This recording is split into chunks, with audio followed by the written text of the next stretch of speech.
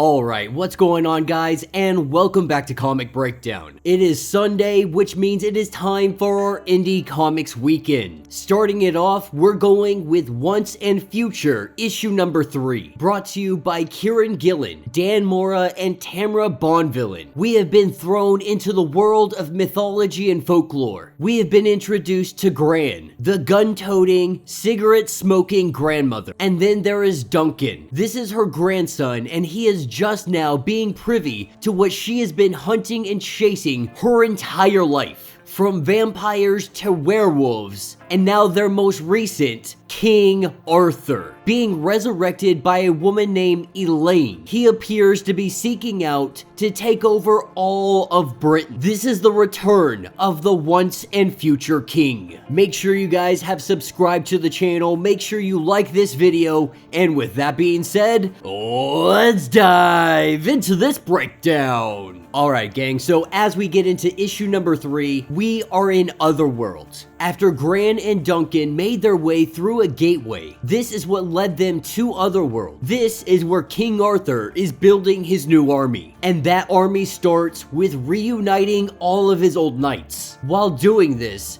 is when Gran and Duncan, they get recognized. Making a noise, they start opening fire on King Arthur and his forces. Both of them recognizing that they need to hightail it out of here. Gran grabs an explosive, one that she brought with her. She sets it down on the ground, and the two of them make their getaway. With Gran over Duncan's shoulder, she clicks that button, and in doing so, there is a giant explosion. And this explosive, it contained a little bit of everything. You see, Gran has been hunting the supernatural for as long as she can remember. Be it zombies, vampires, ghouls, whatever the case may be. So that explosion, it was packed full of silver, full of garlic, full of all little goodies. Because you never know what you might run into. Being able to get to the regular world, back in Otherworld, Elaine lets it be known that there will be plenty of time to go and hunt them down. Right now, they need to find the Holy Grail, and that is where Elaine's son comes into play. But before King Arthur can fully take the throne, he needs a sword that is worthy of thronehood, a sword that is worthy of King Arthur. Taking us over to Bristol. This is where we are picking up with Rose. Rose is the girl that he just recently went on a date with, had to leave early because Gran needed his help. Little does she know, she is about to be the successor to the Doctor of History, the one that keeps a record of everything Gran has been doing. Once upon a time, she had somebody to do this job, but now that he has died, the story requires a successor. Because Duncan, not knowing it just yet, this story has attached himself to it. Because the story of King Arthur itself, the story of Duncan, it's almost as if it's alive. And as this story progresses throughout the other issues, we're gonna learn more of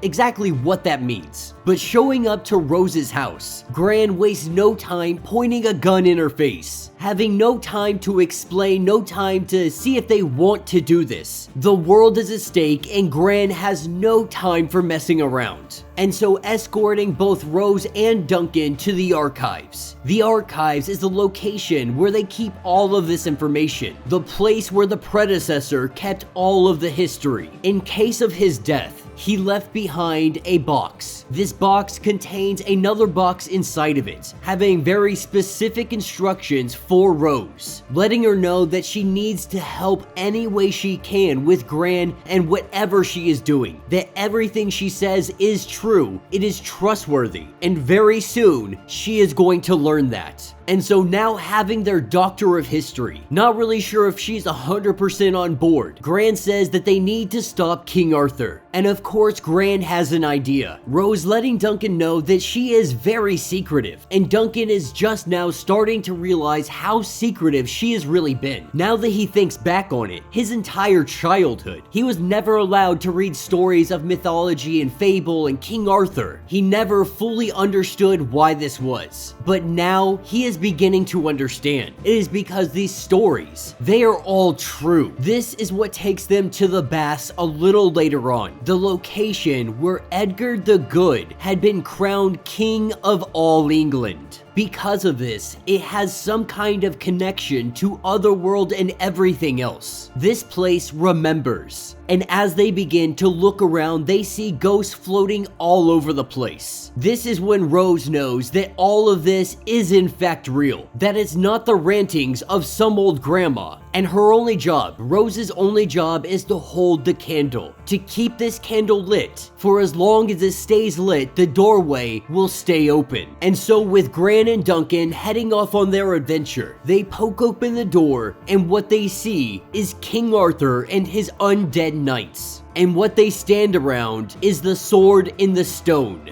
Of course, Duncan's first thought is that this sword is Excalibur, but Gran gives him a little bit of a history lesson, letting him know that in some stories, yes. In most stories, no, Excalibur belongs to the Lady of the Lake. This sword could possibly be Clarence, but believing that that might be even too late, because this Arthur, he seems mainly early Welsh. But for the context of this story, we're just gonna call it the sword in the stone. And we see King Arthur grab hold of this sword, pulling this sword from the stone. The dark cloak goes over him, and the sword speaks to him. It hungers for the throat of the Saxon. This is when Elaine comes up, and she offers up her Galahad, the man that is going to bring the king the Holy Grail. Now, according to some stories, Galahad is the one to find the Holy Grail. Originally, this had been Percival, but as the years progressed, the Percival storyline had been put to the side, and Galahad was introduced as more or less main continuity. That is because he is the son of Lancelot, son of the greatest knight, and said to be chosen one. For all intents and purposes, he was bred for this purpose. And so Gran knows exactly what she needs to do. Unpacking her sniper rifle from the bag that they brought with them, she loads it up, she prepares it, she uses Duncan as a freaking stability table, and she puts Galahad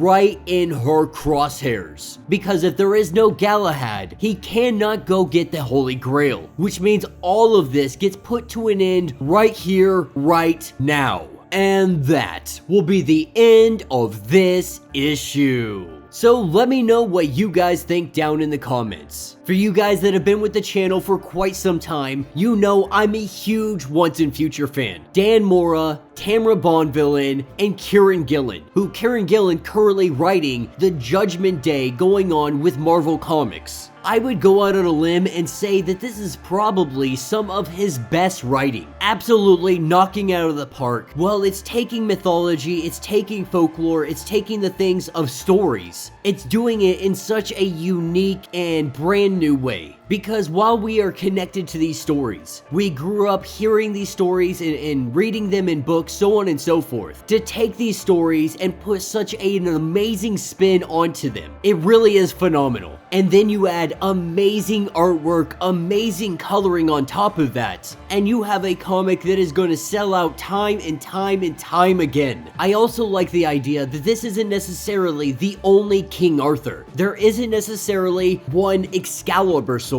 Depending on the story is depending on what King Arthur you're gonna get, what Merlin you're gonna get, what sword you are gonna get. All of these things can change because of the stories told over the years. And these stories, they are very much alive. They are very much living, breathing entities. And if you like what is going on so far, hold on to your seats because these stories get so much freaking better. So let me know your thoughts, let me know your theories. If you would like to get caught up on everything going on with Once and Future, be sure to check out the link in my description as well as the top of this video. It is going to get you completely caught up on everything going on with this series. If you would like to support the channel, you can always do so by hitting the super thanks button. This button will let you donate directly to the channel, and every little bit helps us out. Now, if you can't do that, do me a favor, subscribe to the channel, like this video, hit that notification bell, and with that being said, until the next breakdown.